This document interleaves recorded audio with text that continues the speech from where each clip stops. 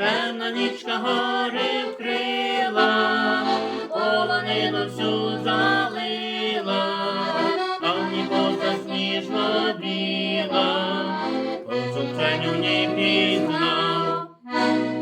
Він дивився очі сині, тихо спершись на соснині, і слова палки любові він до неї промовляв. Оцю Ксеню, я тобі на трембіті, лиш однім цілім світі розкажу про любов. Душа страждає, дух трембіти лунає, а що серце кохає, бо гаряче мов жар.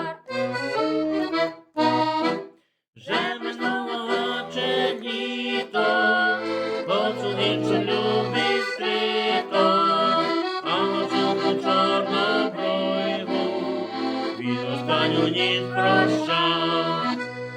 Черемоші грали хвилі, сумували очі сині, тільки вітер на соснині сумну пісню вигравав.